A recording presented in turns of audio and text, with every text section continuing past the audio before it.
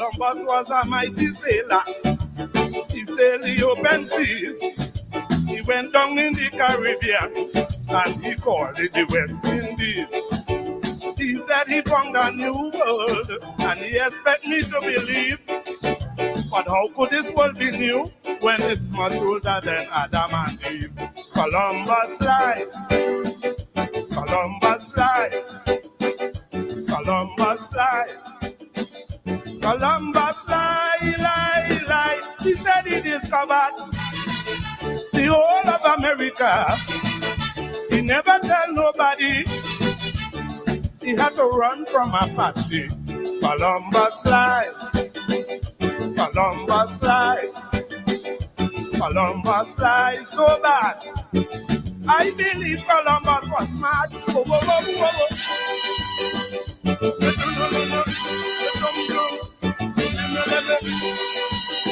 Ay, ay, ay, ay, ay, oh,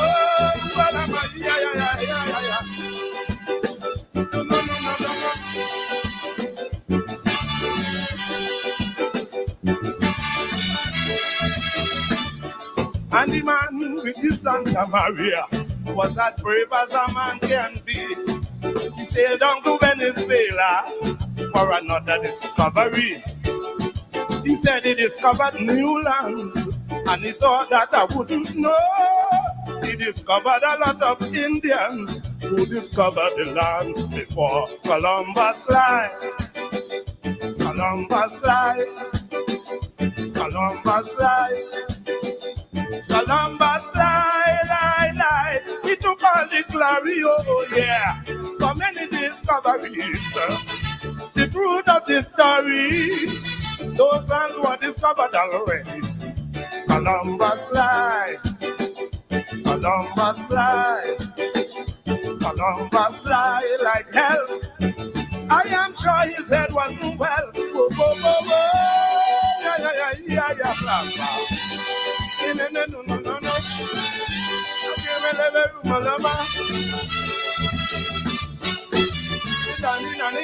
No.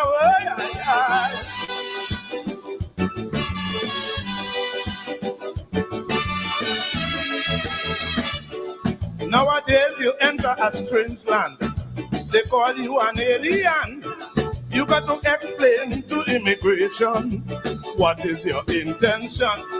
Columbus didn't have to do that. It just didn't make no sense. His authority was a broad hat, and his passport was violence. Columbus lied.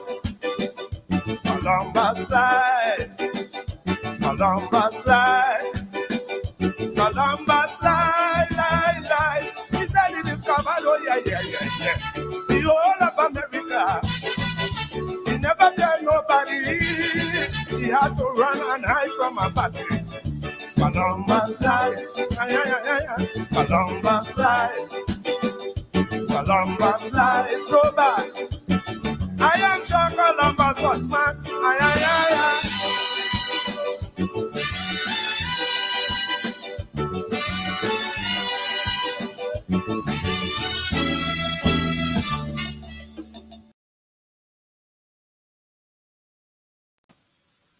And good evening to you, and welcome to Politics 101. It's on a Thursday evening. We have Apostle Nigel London, who is joining us tonight, and we are going to be discussing the topical issues. They're still not making right by the teachers, and we're going to continue to cover that issue. We're going to be talking tonight to Apostle London. He is himself a teacher. Once a teacher, always a teacher. We'll be talking about corruption continues to be a big thing, as it must be under this government. And we are going to talk about that corruption because it's important.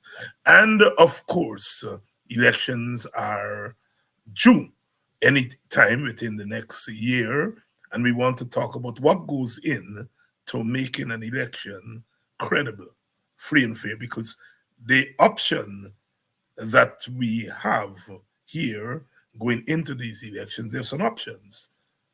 Biometrics, clean voters lists, because if we are saying that elections are the primary way of changing government, some would argue it's the only way of changing governments, then it is important for those elections to be far away and above board. So we're going to be talking about that. And we are still in Emancipation Month. We are still in Emancipation Month, and the government wicked and evil attempt during the emancipation observances to really disrespect African guides. We continue to cover that and to stress that to our supporters and even the supporters of the government. We came in, of course, with the mighty shadow, Winston Bailey, Columbus lie. A little bit of history there, because you know the history my generation was taught in school is that Columbus discovered the West Indies. And of course, Shadow is arguing, no, Columbus did not discover the West Indies. He's a liar. He's a liar. He's a liar. He's a murderer. And so on. And that is why, if we have anything to do with education, when this government changes, there are some things that we're going to do. You see that Calypso Columbus lie? It will be taught in schools. Our young people, our children are introduced to music as a form of socialization. And music, our Caribbean music, is a form of political discourse, a form of history, historical memory. And so therefore, things like that will be taught in our school, be in our curriculum, on our curriculum. Columbus lie by the mighty Shadow, the mighty Shadow. Those of you the party type will know. Somebody will horn you. The ornament, horn the ornament, and so on and so forth. But he also is very political. The mighty Shadow, Columbus lie. Pastor Apostle London is ready for us, and we'll bring him on shortly. Let's get into a little bit more of the shadow and poverty. Poverty is hell.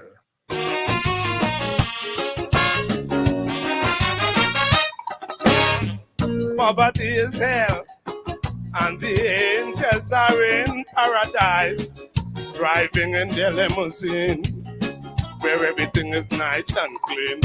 A poor man living in a tinny-winny hut, children are hungry, nothing in the pot. He gone by the neighbor to beg for some rice. The neighbor under pressure, boy, things ain't nice. He gone in the big shot area to beg. A police put a bullet in the tinny-winny leg.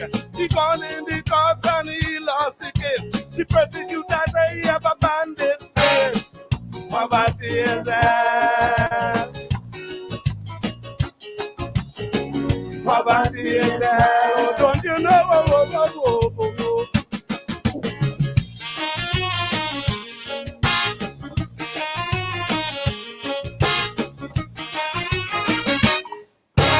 Wake up in the morning and the baby cry. The sugar pan empty, the milk bottle dry. The little boy child on the mango tree. The mango queen putting up his belly. The young girl bawling, she wouldn't settle. She whine, she bumsy with stinning nettle. Toilet paper, they never had. They used to do in the gully by the old backyard. They rub she down and they put she to sleep. But the rain come down and the house asleep. Poverty is hell. Poverty is hell. Let the music go.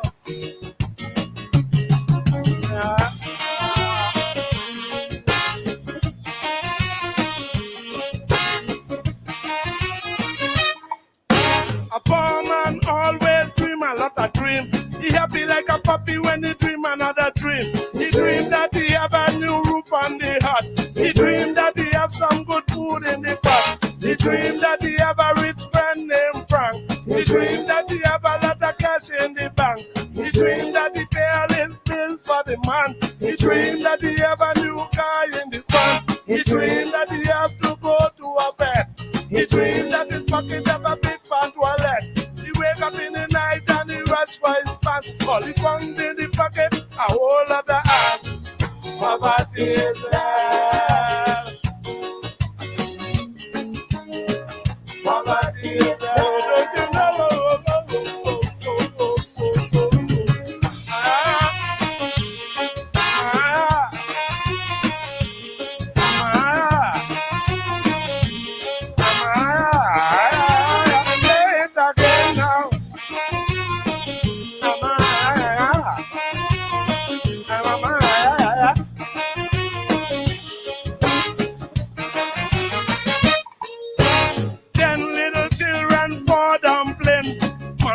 Slice them 10, 10, 10. A piece for a boy and a piece for a girl. A piece for the neighbor daughter moon. You know the cat in the corner looking the best. Little Jack corner kick him in the leg. Go in the room and look for a rat. The rat in the roof, he know about cat. Now the cat see a chicky chong, yeah, yeah. He rush for the chicky chong. But the poor little chicky chong away like a chicky jump, and then cockroach gone in the condensed milk. Mama get vexed for she condensed milk. Who leave the condensed milk open? Come here, you picky head, good for nothing. Mama get vexed and she blood get hot. She drop some lash in the you know what. Poverty is hell. Poverty is hell.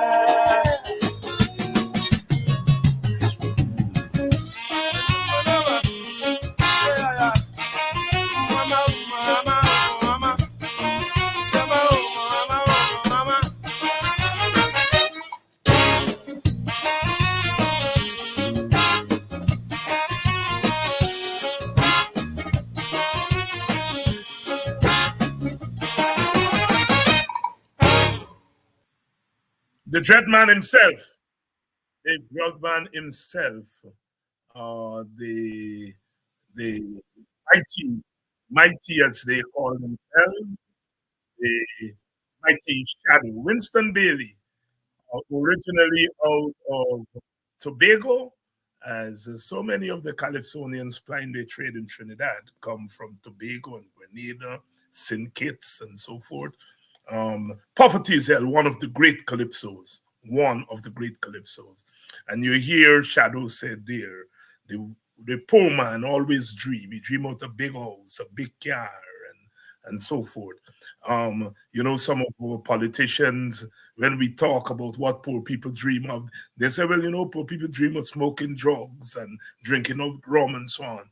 So when we advance the idea of direct cash transfers to the families in Ghana, they say, oh no, if you give poor people money, they're going to smoke it out, they're going to drink it out, and so on. And Shadow is saying in that calypso, if the poor man, you give him something, he thinking about a house, he thinking about a car, he thinking about food on his table. And you know what? If we have anything to do with government after this election, and I hope we do, poverty, you all hear me, the basis of the WPA's campaign is eradicating poverty from Guyana. Your shadow there, poverty come with all kind of stress. It come with cockroach, it come with rat, the rat running from the cat, the cat drinking out the condensed milk or whatever milk they're there. So poverty is not just that you're poor, but everything else that comes with poverty, right? The mother get frustrated and she beat the child because the child left the condensed milk open. Everything that comes with poverty is not just that you don't have money. It's the impoverished conditions under which people live. It's when you think how poor you are and you look across and you see that your neighbors are eating and you're not eating, there are certain instincts that that come out. And that is why we are arguing, the WPA is arguing strongly that if we eradicate poverty, then we eradicate a lot of other problems, because poverty springs all kinds of other emotions and conditions.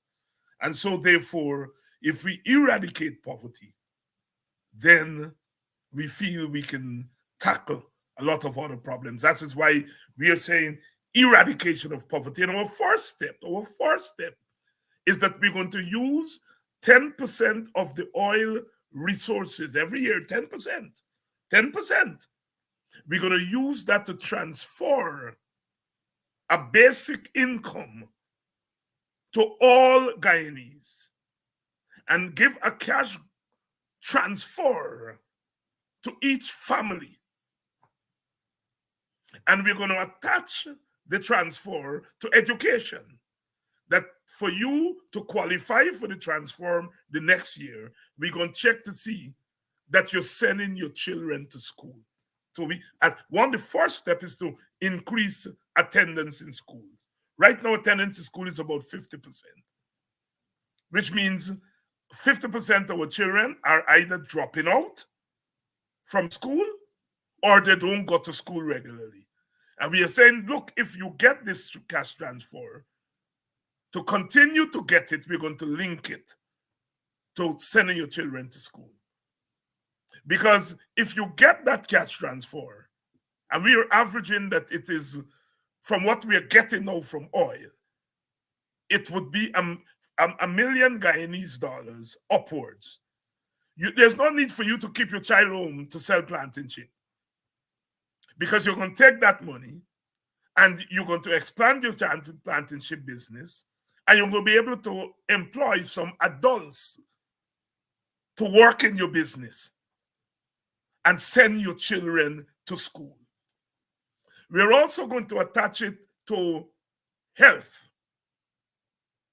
That we're going to check to see that you take your children to clinic. So we are linking the eradication of poverty to improvement in education and improvement in health. That's what we're talking about. And that's the WPA's campaign. Our campaign is going to have as its basis the eradication of poverty. And if we eradicate poverty, we improve education, we improve the health of our country, we become more productive. Good evening to you and welcome to Politics 101. Marlene Thomas, I haven't seen you for a while. Good evening to you. Good evening to Latchman. Well, the Aziz, they're always on. When we're ready to give medals here on Politics 101, the Aziz would be on. Joining us from West Bobis, and George, good evening to you. Good evening to you, Rastaman. Rastaman, you're very popular on these platforms. Carlos, good evening to you. Good evening to you, Raul. Biden, Zion Bond, Zion Bond, Mong Zion, Zion Bond. Of course, sends greetings, Dr. Hines. My contribution to your show and emancipation. Oh, Zion, please send it back now. There were some problems with Cash App, and they weren't accepting some of the contributions, and your contribution was among some of the contributions that were returned. Please set it now. I've settled that problem with Cash App that we had, and so yes, thank you very much. Zion Train, Zion Bond, Zion Train, Zion Bond, Holy Mount Zion, Holy Mount Zion. As you know, we Africans are Mount Zion.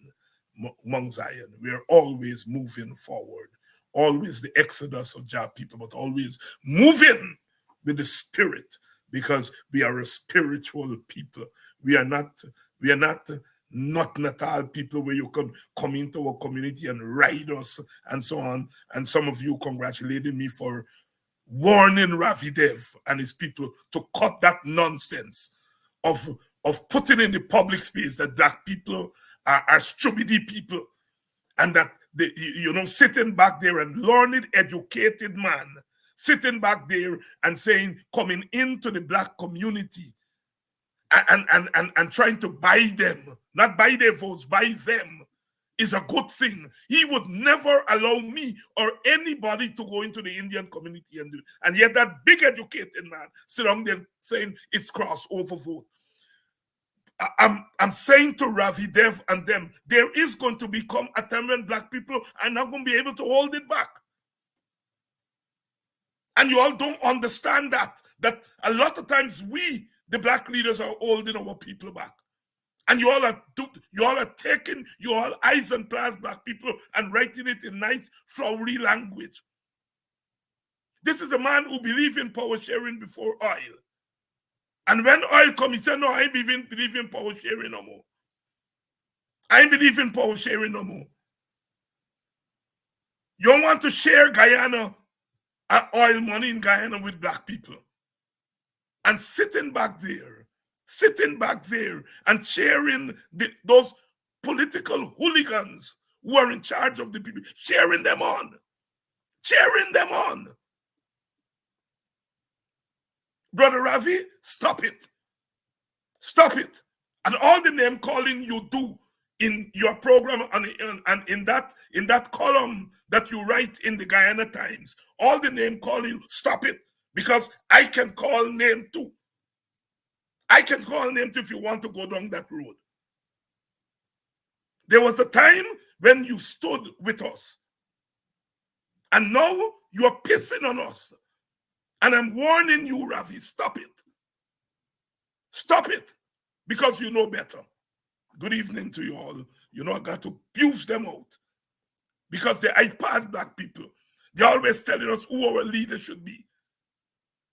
This body is not black people leader. That body, and they want to take the Indian corrupt elite and make them black people leaders. That is what Ravi and them sit back there and are doing. And they're now attacking Brother Eric Phillips.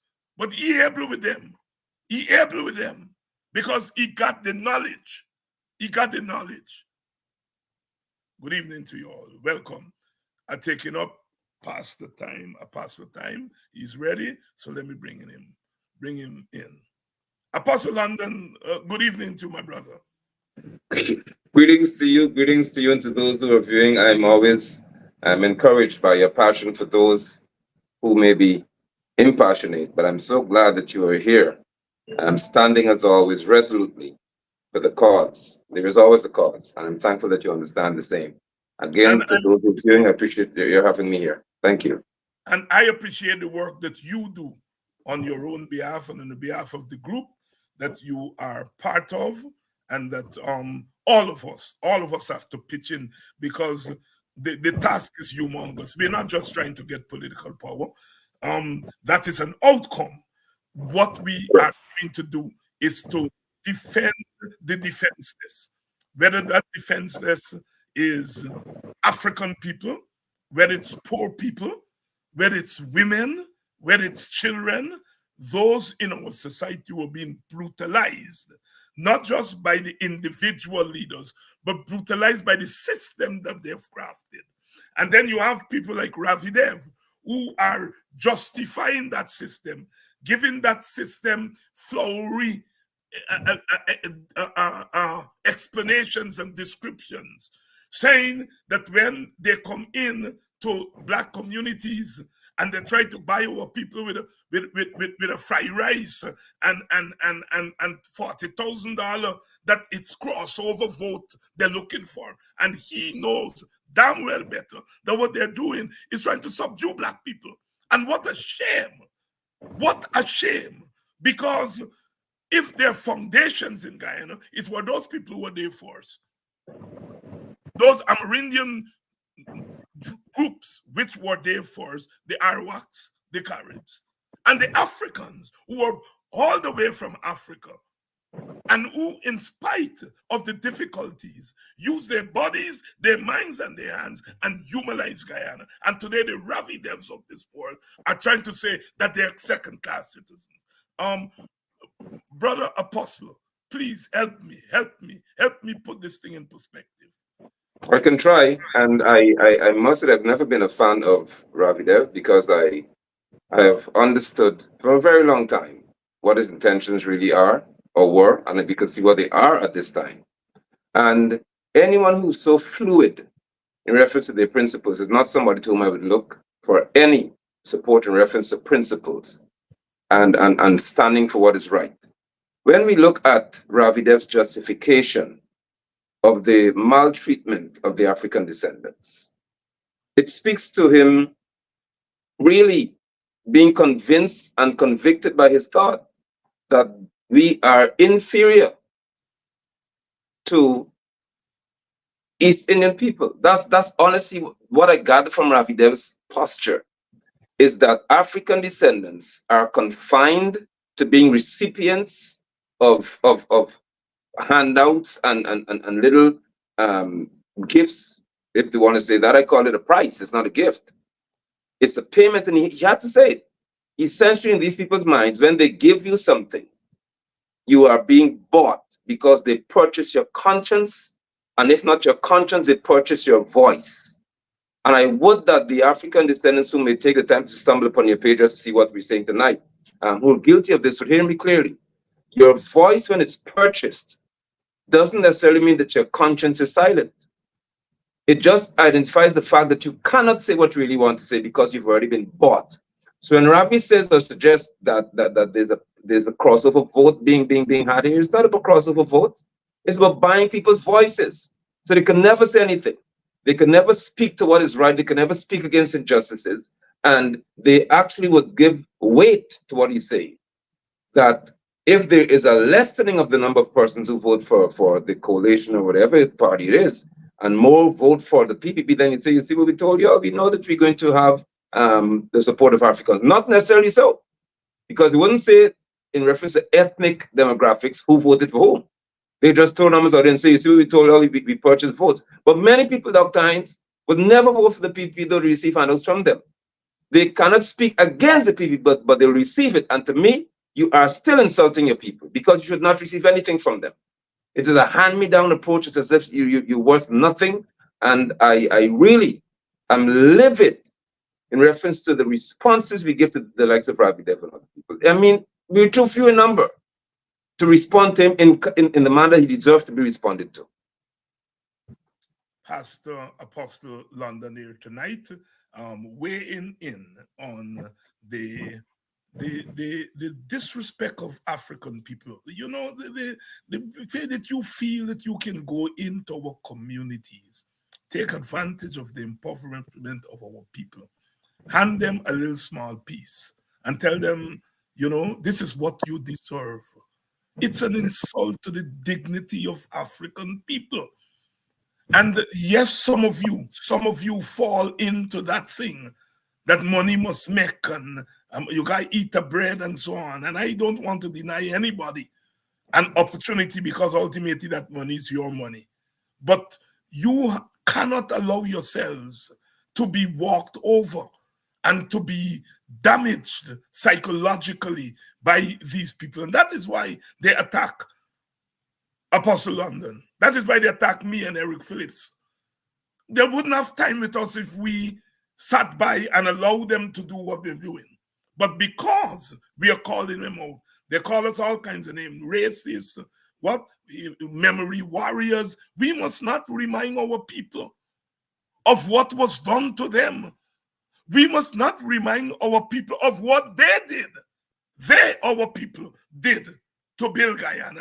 And we don't just complain about how you beat us. We complain about how we beat slavery, how we beat colonialism. That's what we talk about all the time. And they want us out of the way. So they give us all kinds of names. And I come from a village. Apostle come from a village, because whether it's Linden or Georgetown, they're villages. Because a village is not just is not just a physical thing with a name. Correct. It's a place with social relations, with history, with grounding. And if you want call name, we got plenty names. We get names we can give the rest of the world to call. So don't go down the road of calling names. Don't go down the road of calling, because if I say, hey, you all give me some name for Rafi Dev in 5 minutes, this whole thingy, and people are weighing in right now. My brother, talking about disrespect coming in, treating our people as if they're slaves. You're coming to catch them. During the emancipation observances this year, they did something that, or attempt to do something that is, that cannot, can never, can never be accepted. Can never be accepted. That they took our sacred day, whatever one feels about emancipation, because some people feel 1838 was not emancipation. I think all of us feel that way, because we feel that emancipation is a process. Nevertheless, our memory says that August 1st, 1838, we officially walked through the gates of hell and we came out. And instead of allowing us to observe that, the PPP government, using Indianism, Indian supremacy, came into our communities and tried to spoil our observances. Unforgivable for me. I am not going to forgive them.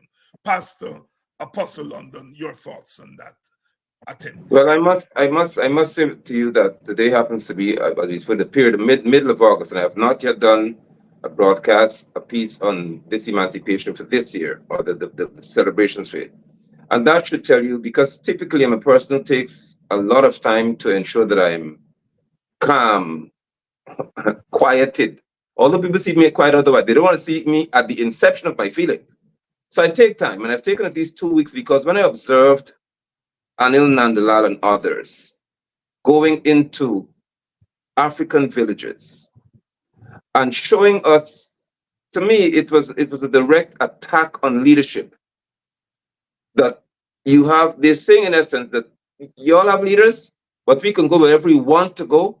We can even choose this sacred time for you people and insult you by showing that we make essentially a mockery of what you are.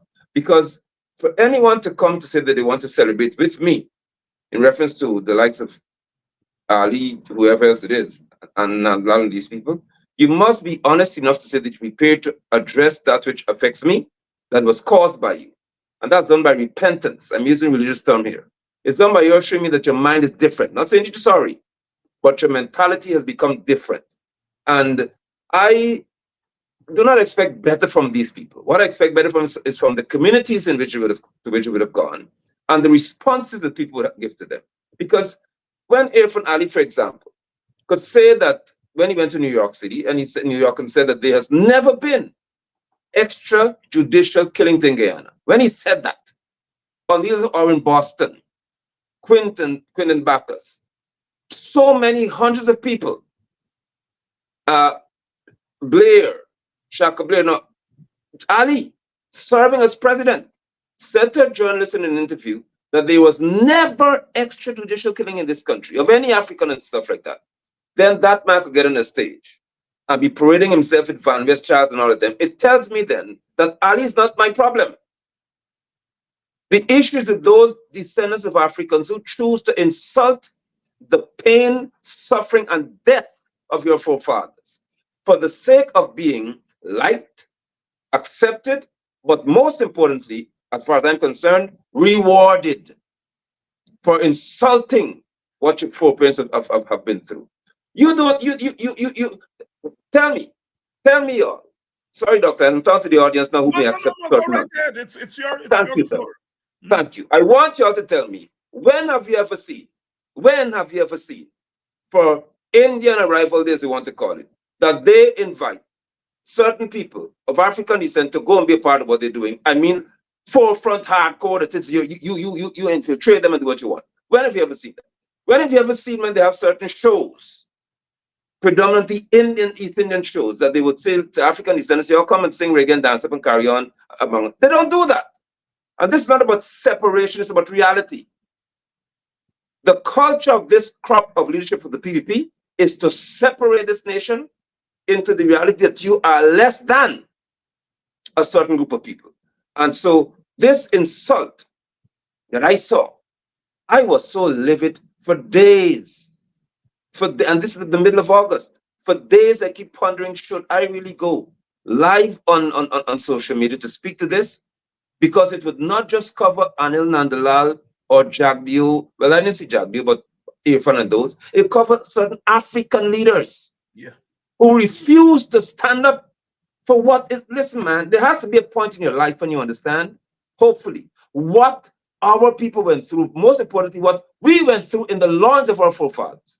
Let's put it this way. Whatever they suffered before what they call emancipation, and even after emancipation, we suffered within them.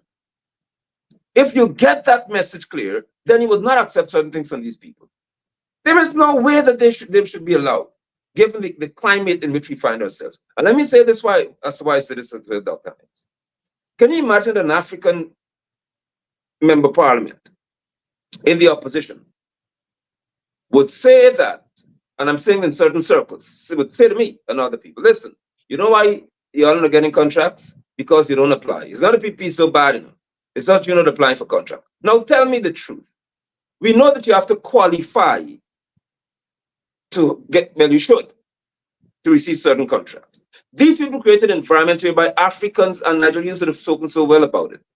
You are disqualified before you even apply for anything or bid for anything. They set the system up whereby you will never qualify. That's what they told me. That Africans will never qualify for any $1 billion, $2 billion, $3 billion contract. They told me that straight up. Here is one who should be representing African descendants, who would say that the reason why you're not getting a contract because you haven't tendered, you haven't bid for it. Now come on. So I don't expect that person or those people to fight for the right of African descendants because they've already bought into the system. That you just don't do what you're supposed to do, not that you're being prevented by a systematic way of oppression. And if oppressors come to my village, my only response must be to get them out of it. And yes, Jack, I'm saying that on this broadcast, and these are my words, not Dr. Hines' words. If you could be in Port Moran telling people they must chase out, I'm telling African descendants, if you come to village you oppress, you should be put out of it. Period. Period. It's a sentiment that I completely agree with. And while I'm here, I want to thank Buxtonian because the only community they didn't put on an alternative event and they didn't come and try to give us money. In fact, they told us no money. And I want to thank the people of Buxton. Exactly. For whatever your stance is, they thought twice before they come in your village. And I've said on here before that people like myself may have a national profile, but the Kwayana method is that you're national, but you're also local. Correct. And that's why I give leadership to my village. And they know that if they come into Buxton, they got past people like me first. They got past Kedaki. They got past Dion Abrams. And we are WPA. We are cultural in that we are part of the cultural move of our people, but we are political. We are political when it comes to dealing with politicians and who would want. I want to thank you, Buxtonians. I want to also thank the Buxtonians who, how should I put it? There's friend with PPP people. And you know what they told me? They said, Dr. Hines, I gotta live. And I dealing up with them. But they can't take their eyes and pass me and tell me organize any alternative event in Buxton. I will skin my ass on them. That's what the PPP friends, people in Buxton told me. So I want to thank them for not disrespecting their village and their own people. Some of them said, Dr. Hines is a businessman. I'm looking for contract. But anybody come to me and tell me that I must do so and so in Buxton, I will spit in their face. That's the type of Buxtonian that I am talking about. And I also want to thank the wider public When they starve us, they didn't give us any money. It is you all here on Politics 101 who put your $5, your $10, your $20, your $50, your $100. And our budget was 2 million Guyanese dollars. And you all were able to help us to meet that. You understand? I want to thank you all.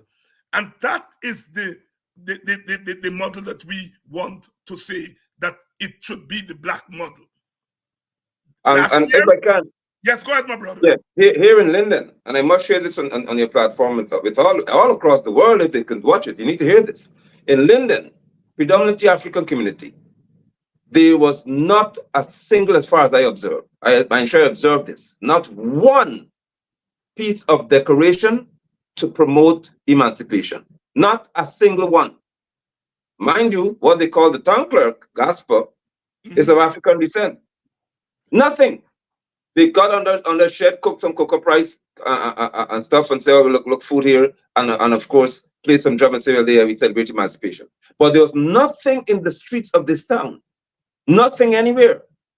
When I observed the city, I observed so many places. I said, "Now, if we are in this, the decade by the UN would have said this is a decade for you people." And Ali and others want to say that they respect that. Now, how can they respect that if they do not see paraphernalia and these things to promote what they respect? They don't care. And that is why it came down to them just cooking some little food here in Linden and say, "Look, eat some cook up," and among the supporters, and that was Africanism being respected and highlighted. I have to say that because it makes a very strong point that unlike Buxton, Linderners didn't get together to do this, but if the administration wants to be honest, that's what I said, and they want to have alternative events held and these things, they are saying to AGDA, they're saying to so many other arms, especially I parted you hearing again, listen, you people are never going to be supported by us. That's what they're saying. So when you attack AGDA or you seek to boycott or circumvent and circumnavigate these things, you're saying to us, the people, that what matters to us doesn't matter to you. And that's just a hardcore fact. Africanness, and I say it, I will say it again until Jagdio, Ali, and all you get a heart attack or you get a psychological diarrhea. You can never speak for me as an African man. Never. You could wear all the shiki you want, whatever it is. You can never represent me as an African man because your mind is poisoned against African people. I'm convinced about that based on the things you've done. Linden had nothing to show for emancipation. Not even a little ceremony somewhere organized by the township. Nothing. And what a shame, what a shame, what a shame, what a shame. Apostle London here tonight, and we are talking up against those who would like to send our people back through the gates of hell. And we're not doing that. We're not doing that. We come here every evening on all of these programs, and we are saying next year, that's what you all try this year. We are going to be vigilant and ensure you all don't get through with it next year. Sometimes you got to get dread with these people. You know, they feel that because they have this cyber story, and if you open your mouth, they say you're fomenting violence or you're fomenting racism, that they will get us not to speak. But teacher we begin the border Allah, not the yearly. Na skin teeth, na laugh. Right. And so we are saying we are people too, and we have a right to defend ourselves. And defend ourselves we will, because those of us who are fortunate to have a big microphone, we are using it to build up our defenses, our cultural defenses, our political defenses, our social defenses, to defend ourselves against the assault, not just of individuals, but a party who are using the state to assault our people. And when you beat people, they have a right. They have a right. When you're beating them unjustly, they have a right to fight back. And that includes busting your ass also. And we're going to use all our faculties Because right here tonight, what we are doing is that we are fighting back. We are fighting. Correct. They believe fighting is just a physical thing. That is what they understand because they want to eliminate us physically. But we are a spiritual people. And we understand that when you are spiritual, the spirit takes you wherever the resistance is. And resistance comes in the dark of night. Sometimes when you're backed on, when you beaten, when you're a bully, people just do wait till you're backed on for pelt you. We understand it. We beat slavery, We beat slavery. We beat colonialism. And we beat them with righteousness and resistance. You all hear the term Malinga? I see that they all just do a thing. Hey, Malinga, Malinga, Malinga. Malingering come from African action on the plantation. They say walk for 8 hours. Yeah. At the end of the day, you only walk for 2 hours. They used to call it malinga. So those of you all young people doing the malinga dance and so on, malingering come from the resistance action of African people. Pastor London, you're a teacher. I am a teacher. So many of us are teachers. Our parents are teachers because when they can't do in the school, the parents has got to try with home. But some of us are formerly teachers. And the way to watch this government beat up on teachers, wearing them down, using the power of the state against people who must educate our nation. Sometimes I just say, it's a lucky thing I'm a public person, so there are some certain things you can't do. If I was an invisible person, I would have get so dread. You understand what I'm telling you all, PPP? You all get luck. I'm a public person. So I got to mind what I do and how I do. If I were not as public as I was, anyhow, Pastor, why are they killing our teachers? Dr. They have, yet again, this population of individuals who are so critical to the survival of the state, to the respectability of a state. When you have got, as I put them, classify them, a clan of criminals, their mind cannot be in propriety. Their mind can never be on genuinely forming a society of individuals who are intellectually savvy enough to know that this behavior, I mean, we may spin it to that in a minute, this behavior that I'm seeing in leadership is criminal. It is decadent in reference to the flow of morals in society. They don't want that kind of mentality being our children. What they prefer to have in our children is the same that says, just party, be wild, do what you want, break the rules, do anything. At the end of the day, you must still function though in a bubble called control. You don't go beyond what we tell you. And so they're doing that to the teachers who will influence the minds of the students. Our children nowadays are not like way back when we were in school. They have got access to social media, they have access to so many things. And so in real time, they can see, and they have sense, we have fifth formers and so on, 11 grade, 12 graders, who are seeing exactly how disrespectful this administration is to their teachers. And some of them are beginning to, even my son, they've understood that there's a fight against his teachers. Now, I'm saying that because I have an 8-year-old. And an 8-year-old understands it without my saying it. When he observes and he would see things, he says, they're fighting my teacher.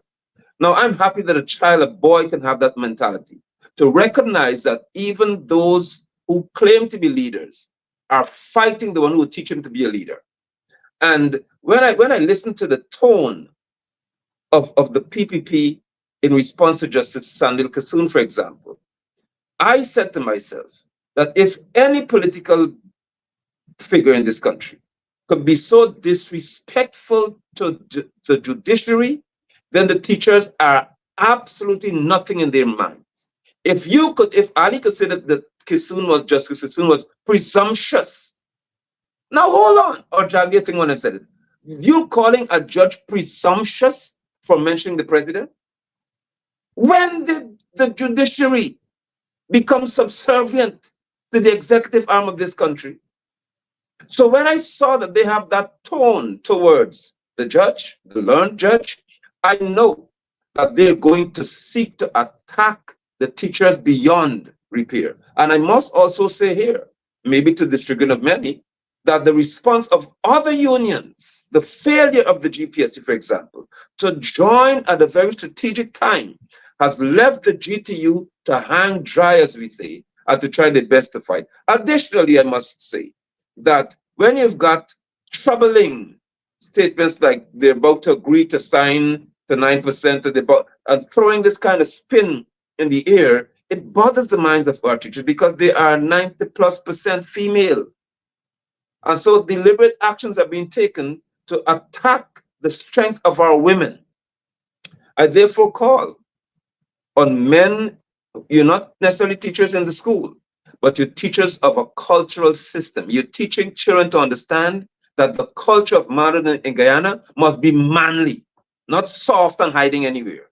Defend our women, stand up for our women. And I would not be surprised if when school is to be reopened in September, the teachers take to the streets again, because there is no way that in 1 month, for example, in June, I think it would have been $250+ million would have been made US in one month, not in 3 years.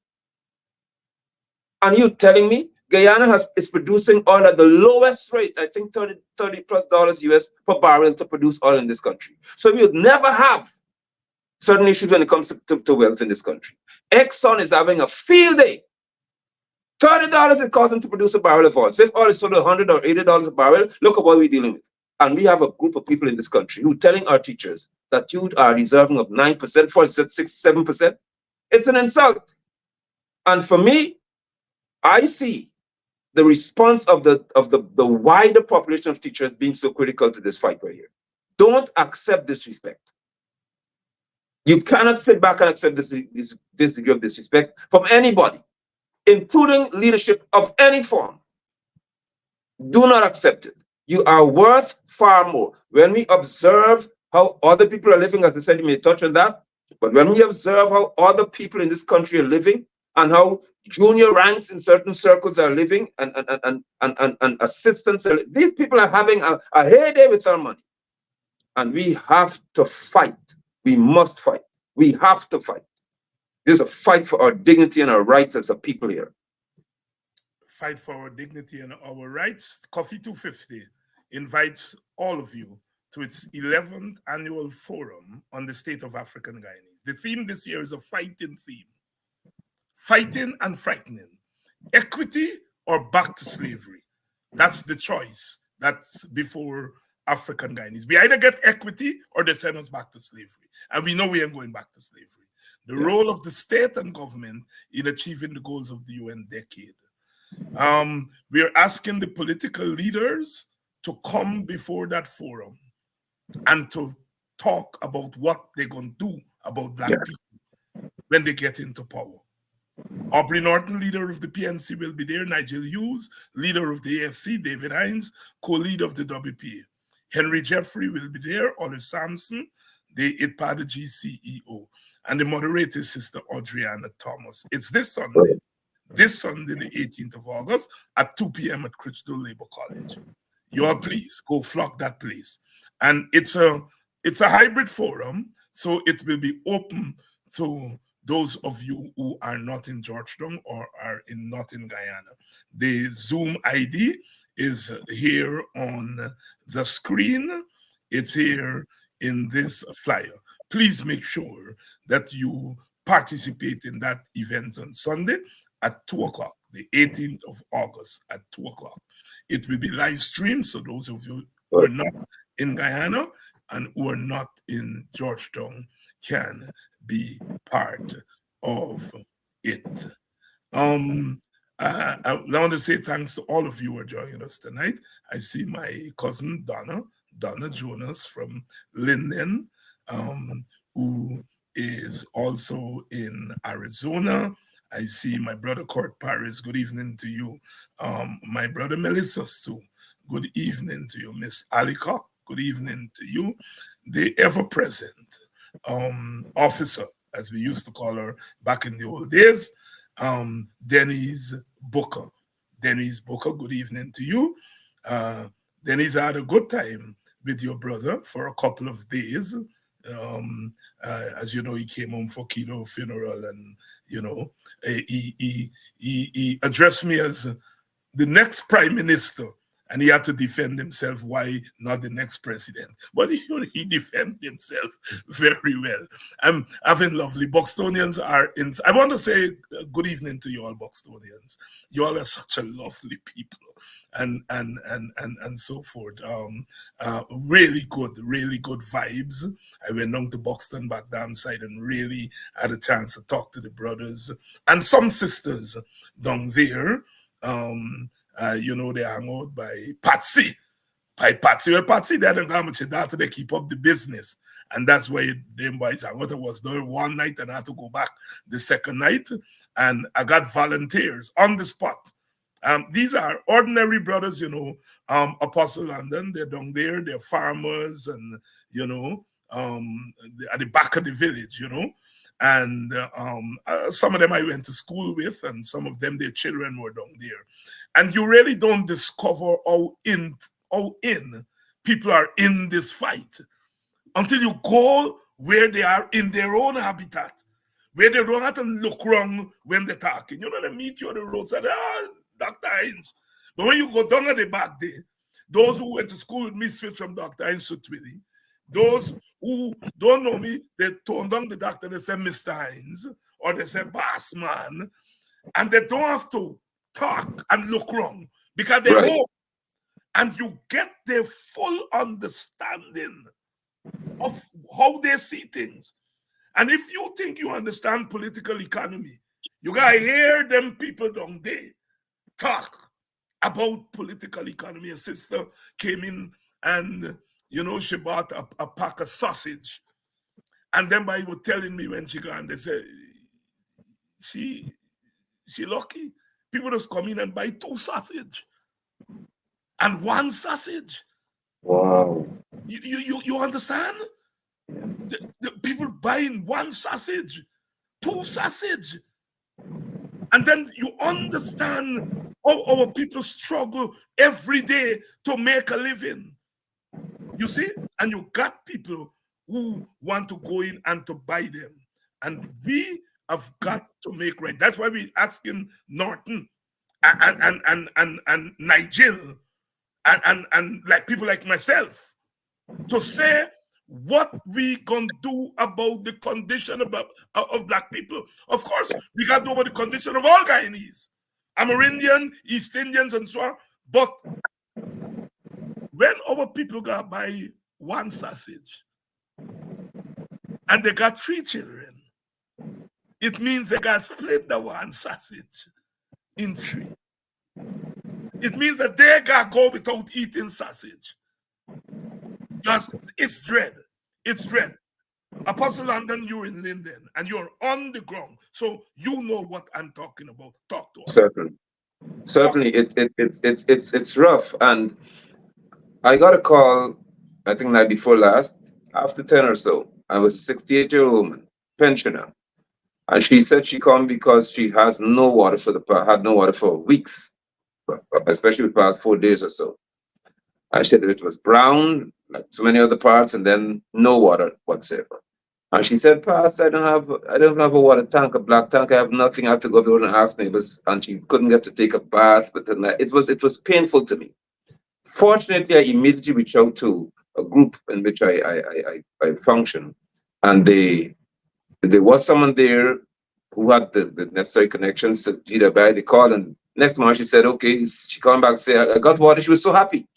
And it really grieved me to know that a pensioner in our country, among others, have to suffer for the lack of potable water.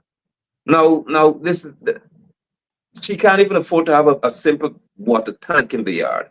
And I'm of the view that when people have to live under certain conditions of this nature, then if they're aged, they're older, they may say, well, they can't wait to go home to be with the Lord, as some of them will put it.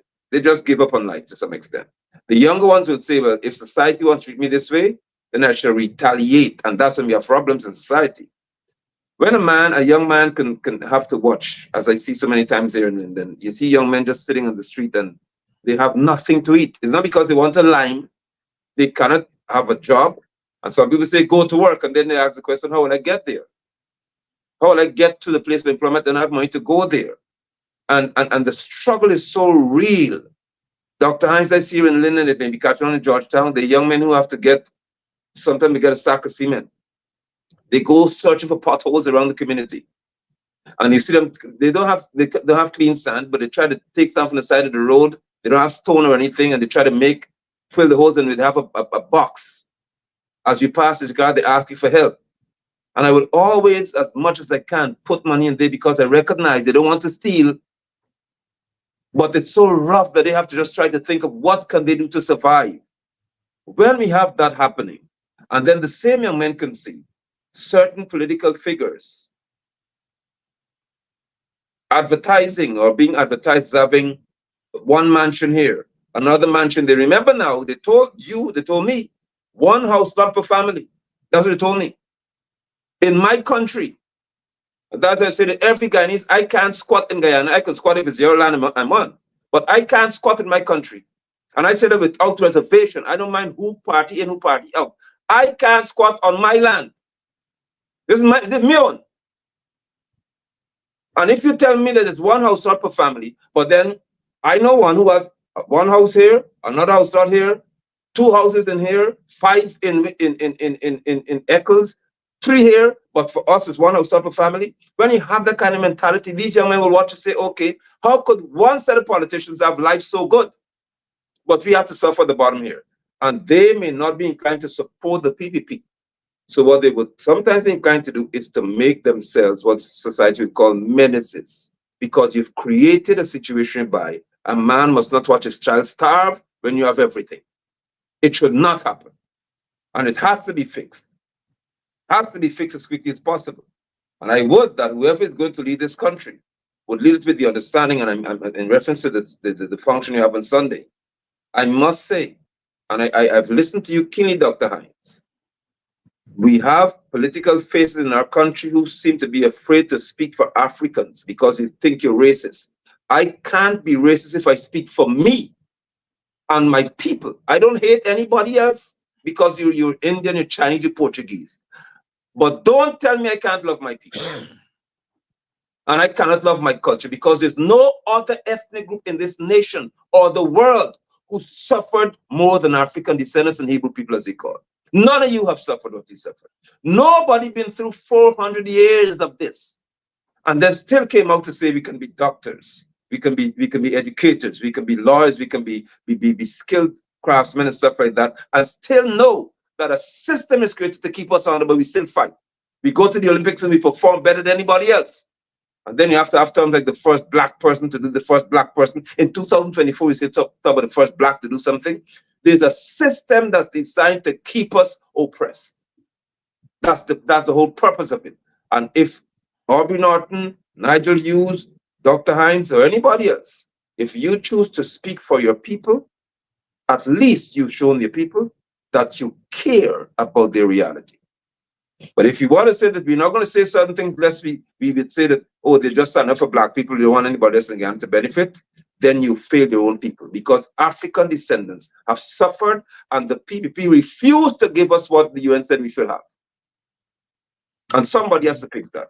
That's right. That's right. And the UN has said that regardless of all the changes that have been made in Guyana and other countries where African people reside, that at the end of the day, that black people still suffer from racial discrimination. Yes. And they're calling on the state to correct that. They're asking governments to take action. And if I, David Hines, have anything to do with power, political power in Guyana, I am going to answer the call of the United Nations to use my institutional power to end racism against black people in Guyana. You all hear me? You all hear me? Some of you all can vote against me for that. But I know plenty of you all will vote for me because of that. You all hear me? The United Nations says that government must use the power of the state to correct the historical wrongs that have been done to black people, to wipe out racism against black. That's how the United, they put a whole decade to it and they put in another decade. So they are dedicating 20 years. So I have no shame that if and when I am in government, that I will answer the United Nations call to end racial discrimination against Africans. I am in line. I didn't need the United Nations to tell me to do that. But that the United Nations say it, give me more spawns. And I'm saying my platform, our platform, is based on that. Y'all call me racist, I don't care. But Dr. Yes, go ahead, my brother. Dr. If I may, and we should, and I'm grateful that we are zooming into what the United Nations said, not Africans said, not black people said. These are Caucasians and other, so many different nations got together. And they all agreed, for the greater part, the majority agreed, that when they look at the African descendants, we have suffered and we are suffering more than anybody else. This is not a PNC statement. This is not an APNO statement. This is not a WPA statement. This is the highest body in terms of nations who gather. And they said when they look at the African descendants, we are still systematically oppressed. And they said, every nation with us in it, you must do something for these people to make it right. The PPP did nothing but handpick some of us and say, come, we pick you and we give you a few contracts here and there. And then you say, nothing is wrong with us. We'd have the likes of Mark Phillips who would say, oh, the African descendants are thriving in Guyana. We do that to you. We'll insult your reality. And so I would like to commend you highly for not being afraid, for being unafraid to say that you're prepared to speak to the reality that you had spoke to. I commend you for that. And it's my heart's desire to see other leaders of this country arise, including East Indian leaders, and tell the truth. For heaven's sake, that's the least you could do. Tell the truth. Tell us how you could have 4 and 5 houses somewhere and somebody in Victory Valley can't even have a proper 2-bedroom house to live in. Tell us why. Tell us why. And I'm glad you raised that question of an East Indian leader. For years, for decades, one of my leaders was Dr. Rupert Rupnarain, an East Indian. For those of you who think that because I'm black, I cannot support an Indian, Rupert Rupnarain remains my leader, although he's now semi-retired because of his health, he remains my leader. And you know why I love that brother? Is that he was East Indian. Yeah. But he could go into an African village and cry and make African people believe that he is on their side. And he was not afraid to say, as African people, I am standing with you, something that African leaders are afraid to do. And that is why I have always loved that brother and continue to love him. And he was my leader for decades. And not I'm saying my leader. And he was not my leader just because he bright. He was my leader because as an African, I felt that ordinary African people, he was looking out for them. As he always remind me, he said, David, you know how many godchildren I got in Buxton. You know, African people were saying, Doc, big, and you know, Apostle, you know, one of the greatest honor people can give you in the black community, give God parents to their child. You see? And that is what I'm saying. When people are fighting down black people, and so black people ain't got no culture, black people got plenty culture. Oh, yes. Plenty culture. Plenty culture. And to this day, poor women, they do everything to send their children to school. Yeah. Anything they do to send their children to school.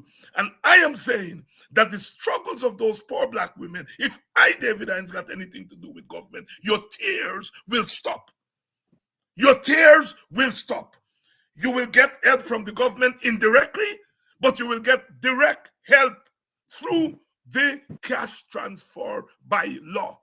And Correct. when you got your money, I know what you all will do with that money. What you are begging people to help you with now, when you get your cash transfer, the pride in you as African will stop. The pride will kick in, and you will say, I don't have to beg no more.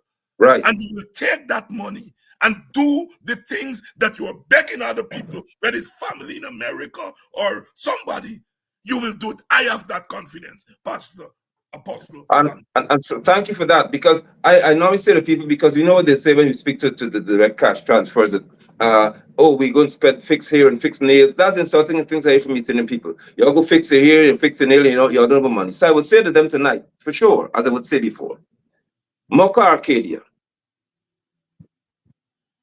Victoria, let me just name a few for you. Those villages, they were purchased by our fathers, hear me carefully, while we were in their loins. And I say to you again, if within the DNA of my father from Africa, if in his DNA it would have been to be a businessman, to know that once we are free, Rosicton, we buy the village, we pay for it, we buy it. We won't ask master to give it to us. We pay, we get together, we pay. Don't tell me now that if we have got the same means or better means within our hands, we just go squandering it. We're not crazy people. What you are afraid of, that's why it's not being done. What the PvP is afraid of is giving us the opportunities that our forefathers had, or better than theirs, because they know that we have the same DNA. Within us is wired the ability to commune, and to succeed. If we overcame slavery as a group, we're definitely not going to overcome poverty being divided. So we know exactly what to do when money comes to our hands.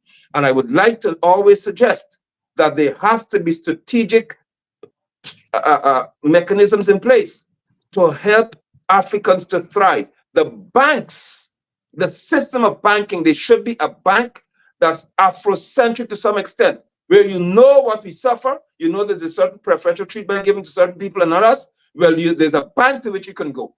If we have many engineers, most engineers graduate UG are African descendants. But what they have to do, go to work for somebody, go work here? No, we're going to have means whereby you can start companies, grants to start companies to make it competitive. Oh, it's going to hurt some people.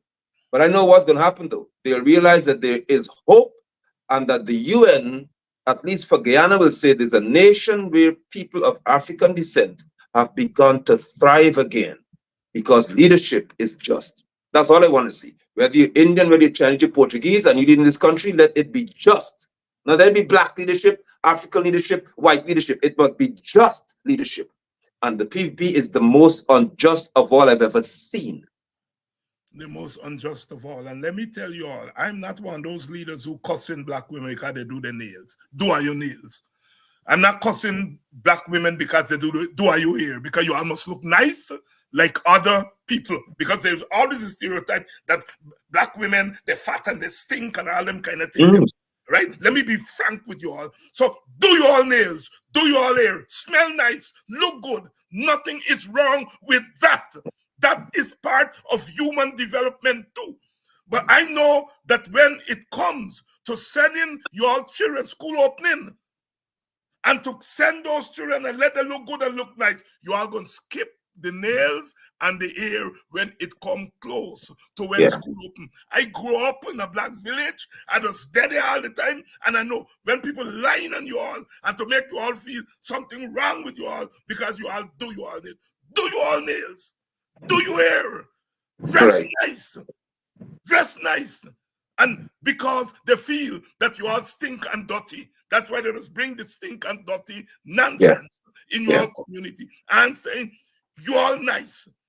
Nice up yourself, because I know when push comes to shove, when you all have to make a choice between the nail and the hair, And We know what to do. you all will make the right choice. I have that confidence in you all. Pastor London, talk to me. So do I. And the culture is that only certain people now, the new culture again, what they want to create for us is that only some people must be pretty and head to Marriott and go to Amici, go to all these different these diners. Only you can go. You could what first lady she's called. Oh, she could post. Yes, look, and they say, oh, look at the first lady. And images are everything to humanity. They mean a lot to humanity. And if you present to my African sister consistently that this is beauty here, and she mustn't do that to look beautiful, you're telling her that she must always be below a particular group of people. I say to all, you have a right because you queens, you princesses, you are charming, you are elegant, and you have class. Therefore, wear it and wear it with dignity.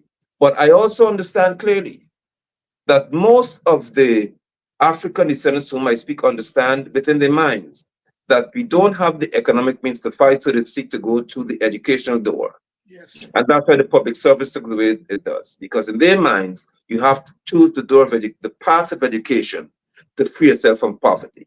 I would also like to suggest that that would have to be addressed in the context that our people must not be bound to thinking that only if they possess a PhD or an MA or something or MBA, that's when they have a chance in life. If your skill does not include academia, then there must be means for the African descendant to thrive outside of that avenue. We must thrive in any environment of our choice, including sports. And that must be addressed because in the sporting arena, most of the disciplines are dominated by African descendants. But what do we get as a reward for it? Begging for help, asking for help, hoping that you make it. Emmanuel Archibald is an African descendant. Chelsea Edge is an African descendant. All of our athletes at the Olympics are African descendants for this year. And what do they get? What do we do for them? Better has to be done for the African descendant. And it must not just be focused on one sphere of existence, because we are a people who are made to excel way beyond the expectations of those who think they could oppress us. It's amazing that we can excel under just about any condition because we are wired to do so. And therefore, I believe with all of my heart, there's certain opportunities are presented to us, including how our schools look. And that's another thing. Don't tell me that when you go to certain communities, the school is fully air-conditioned and there's this grand welcoming environment.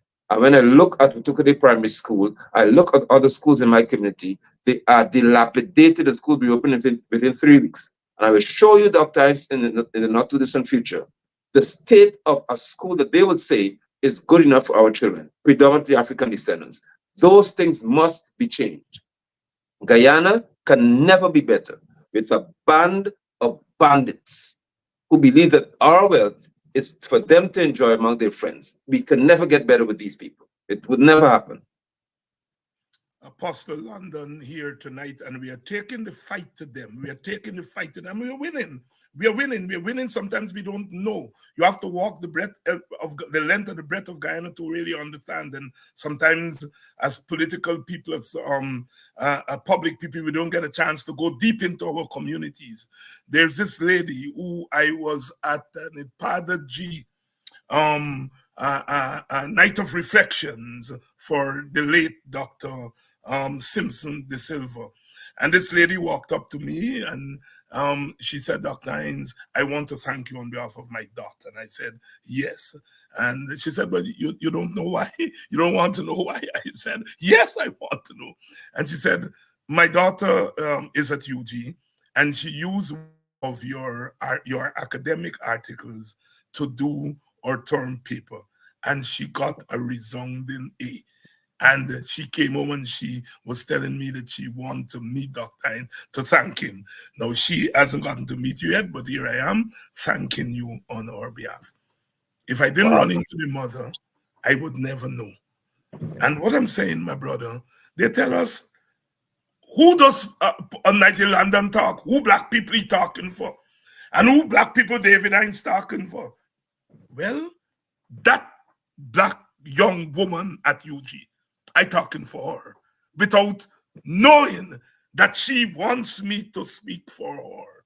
Because somewhere along the line, my own contribution helped to open up vistas for her. So we have a right to talk for our people, and our people don't have to take a mic and say, David Hines is my leader, Pastor London Right, is my leader. right. They do it. They do it in ways that are so respectful. That is why I can watch black people in their eyes every day without fail and say, I love you all. And I don't care how much crossover vote I lose. I'm telling you all every day, I love you all. And it comes from deep, deep within this cultural African belly. Pastor London, corruption, corruption, corruption. When the PPP comes into power, they bring that zombie on Guyana. Corruption, corruption. Somewhere I read that we are the suicide city of the world. And I'm prepared to shove that aside. We are the corruption city of the world. Talk to me. Well, when I look at the rate at which the USA, although they're my favorite, but the USA is presenting to us as a people the corrupt practices and the tentacles of corruption that are now in our society. It confirms what I would have said in 2020. I think it would have been when it started becoming a bit more public based on divine instruction. That at the upper tier of our society, we are the most corrupt people. At the upper tier, where the big boys seem to be dancing, and we think that you should look up to them, they are the most corrupt people.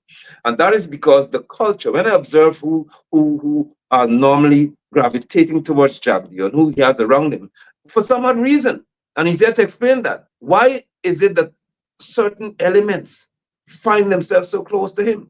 And it has to be for no other reason than they think probably that there's a good environment for them to thrive in.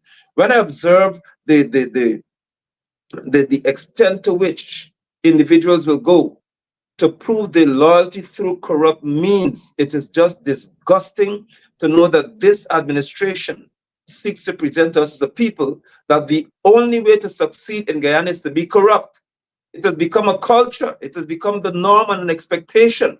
It's no longer that you're going to have upright means of gaining success in this life. You have to what they say, butter somebody's hands. You have to do certain things. And many people begin to wonder, why is it the roads are disintegrating so much? And I can speak to that because of the field I'm in as well. Mm-hmm. And it's because there's an unwritten rule that people don't know about, that there's a 10 to 15%, maybe 20% charge on any contractor. If you get a contract, you have to upfront give the minister responsible or the PS their money. So the money isn't going to the work that has to be done. They have to get their payment. And if you don't want to pay, then you can't get anything from them. More than that, if you're a contractor who knows your worth and who's going to say that you stand for certain things, you would never get any job from these people. They would go to find anybody who could just knock up a little company for them, and that's how they function. We also see it in reference to what they're trying to say to us, and I would present this not as an argument for the Mohammeds, but just to make a point. And it's a system in my mind that's very corrupt, whereby they say, Jamil said, they asked the US for evidence. I'm just making a point here. They asked us for evidence on these people, how wicked the system is. If you ask for evidence, how do you begin to impose certain actions against the people without the evidence? You can't close down the man's business. I'm not defending him, to just make a point in reference to how corrupt our society is. Mm-hmm. If a leader says, we don't have evidence because you said there's corruption here, we don't have the evidence, send us the evidence, then we act.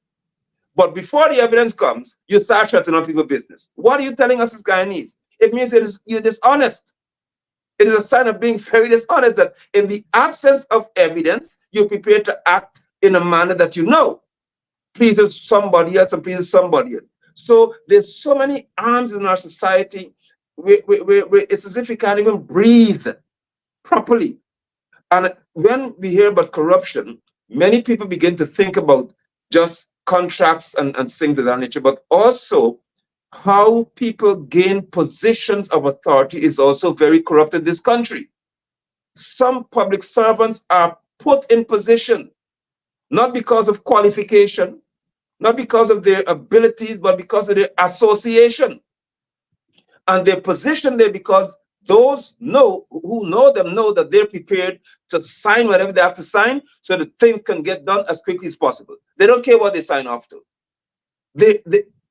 I hope that when the veil is lifted, that's what Revelation means. When the veil is lifted in 2025 or beyond, that Guyanese will say to those leaders who would lift those veils, we have to bring to justice those who've done this for so long. Because if we're not careful, we'll find people who will label as successful while really they should be labeled as corrupt. And that's beginning to happen, and will continue to happen in our society, whereby the norm will be that the most corrupt in our society will be the most admired. And the day that it happens to us as a people, we lose an entire generation. We lose the sense of dignity we have as a people, and we begin to function by corruption, and that is a cancer to any society. Pastor London, Apostle London here tonight. We've gone the distance, Apostle, as we tune out tonight to refresh and come again tomorrow. Your closing thoughts. Thank you, Dr. Hines. And my closing thoughts would be an extension of my last point, in that corruption is also found where there's silence in the face of it. When we've got religious leaders and other society leaders who are silent in the face of corruption, that is also corruption, because the responsibility of the righteous is to speak loudly against that which is unrighteous. And when the righteous, or who should be righteous, goes quiet in the face of unrighteousness, you've become a corrupt individual. My encouragement, therefore, is to those who have got responsibilities, not just political, but those who have got religious responsibilities, those who may have other societal responsibilities. It is to take up the mantle and speak to that which you know is right. It is the only way I believe you could sleep peacefully at night, when your conscience is clear and your voice is heard, because you decided to not be a silent observer. You'll be a loud one who stands in the face of that which is improper. To those who are in the PPP at the top of your bracket, Guyana is watching, the world is watching, and your time is just about up. Thank you, Dr. Hines. I appreciate being here with you. Brother, for always coming and lighting the right fire, the righteous fire, not only on the oppressors, but lighting fire under our own people, to bring their consciousness out from the dark and bring it out into the open. Only then will we let them know that we thank you very much, my brother. My pleasure. Thank you. And to you, our audience, I love you all, always. And somebody saying, Dr. Hines, you campaign. Of course I'm campaigning. I leave from the pages of the Christian. They say, I campaign for Jesus. I campaign for the downtrodden. I campaign for the voiceless. I campaign for Africans. I campaign for Guyanese. I campaign for poor people. I campaign for our Caribbean. I'm always in campaign mode. But my campaign is not a campaign that is based on expediency. It's not a campaign that is based on opportunism. It's a campaign that is deeply rooted in my sense of justice, my sense of justice overcoming injustice. David Rudder asks, why must the beast always overcome the beauty? For me, the beauty must always overcome the beast. I come back tomorrow to continue the fight, because we are moving on, and we are moving out of this chokehold that they've gotten us in.